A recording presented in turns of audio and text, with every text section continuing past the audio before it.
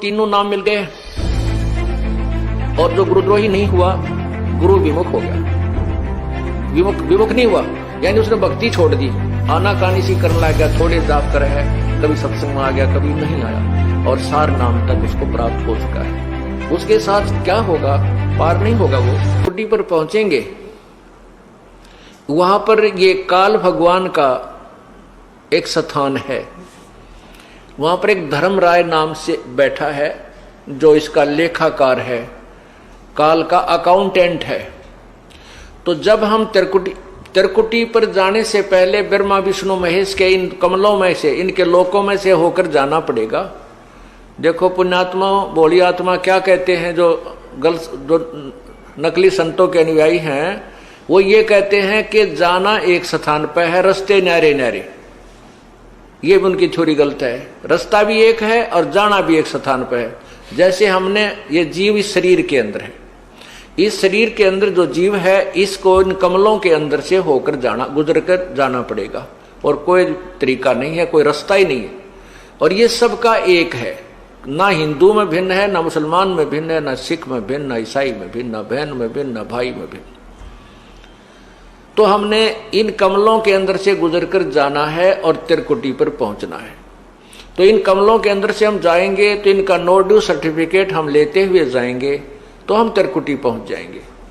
त्रिकुटी पर जाकर के फिर कौन मिलेगा आपको? ये दास मिलेगा, परमात्मा मिलेगा इस दास के रूप में, आपके गुरु के रूप में।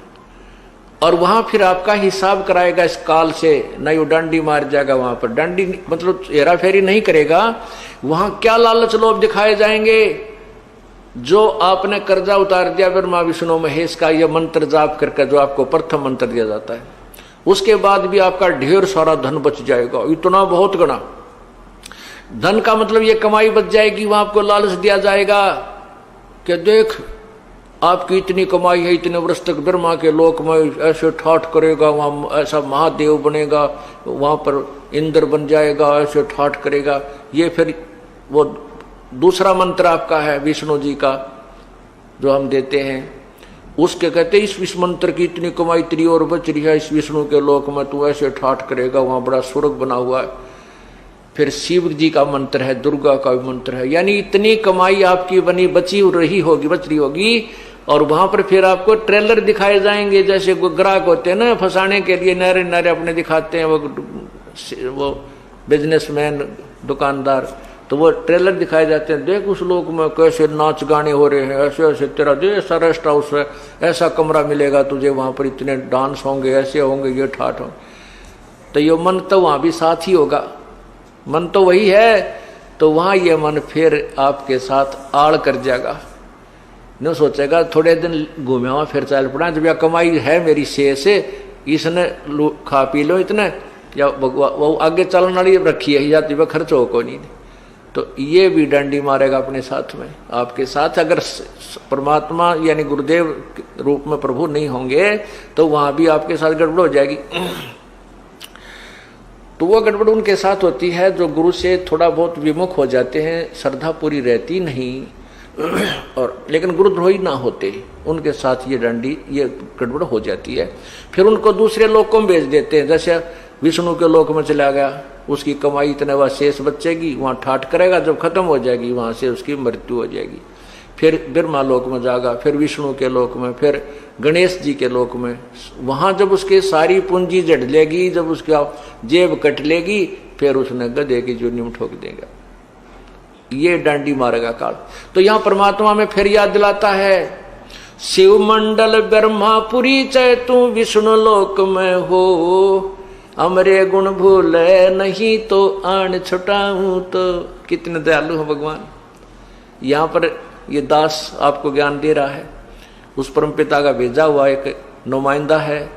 और आप यहाँ गुरु को परमात्मा, यहाँ जैसे भगवान आए थे जब भी ये ज्ञान दिया करते थे, ये दास को भेज दिया अपने को, ये भी वही ज्ञान दे रहे। और ये आज आपने रिहर्सल करनी है, मान लो गुरुजी भगवान, वैसे गुरुजी भगवान नहीं आपको लगते हैं, लेकिन आपने मानना पड़ेगा।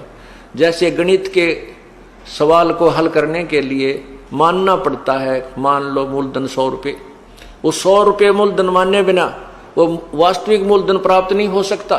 तो गुरुदेव को आपको भगवान स्वरूप मान करके उसके अनुसार उसके साथ अपनी क्रिया करते हुए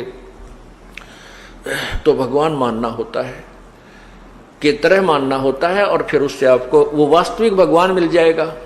तो यहाँ क्या बताते हैं कि यहाँ आप भक्ति कर रहे हो, गलती करते हो तो मैं धमकाऊंगा, आपको करड़ा करूंगा, क्योंकि मैं अध्यापक हूँ, आप मेरे विद्यार्थी हो।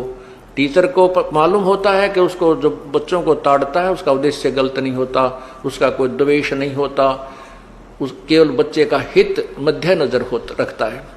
तो इससे क्या होता है कि कई अनजान अंदर अंदर दुख मान कर सत्संग में आना बंद कर देते हैं, वो गुरुद्रोही नहीं होते।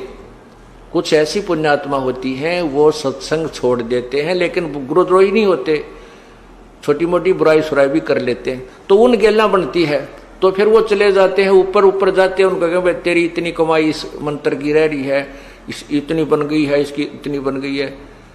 तो फिर हमने तो ज्ञान रहता ही नहीं, परमात्मा का हाथ ऊपर रहता नहीं, तो वो बह जाता है।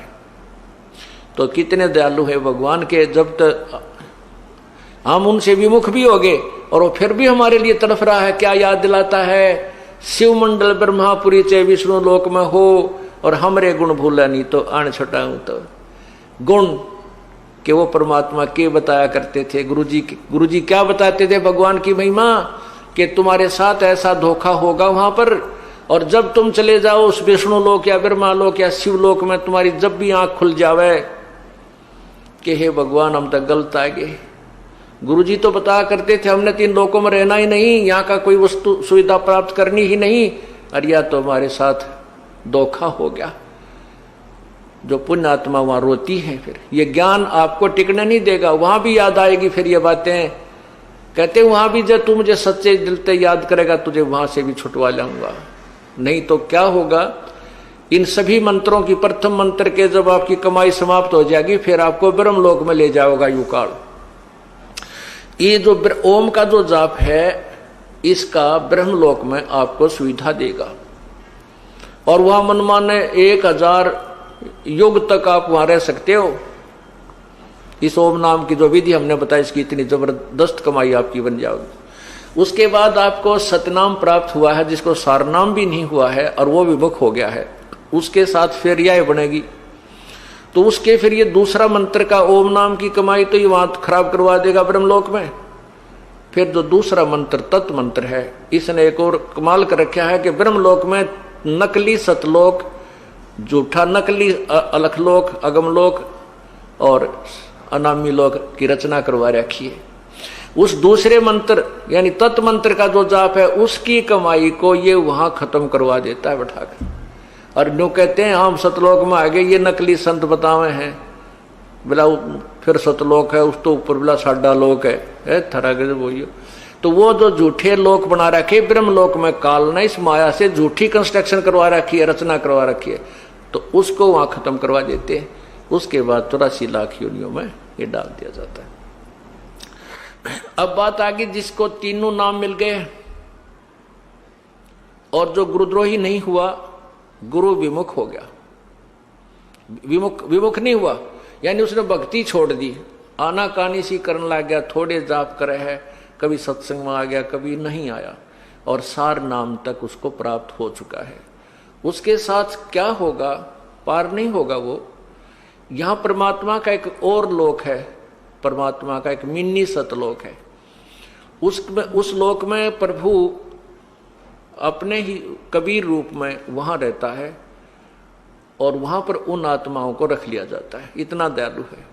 और जब कभी भक्ति युग आता है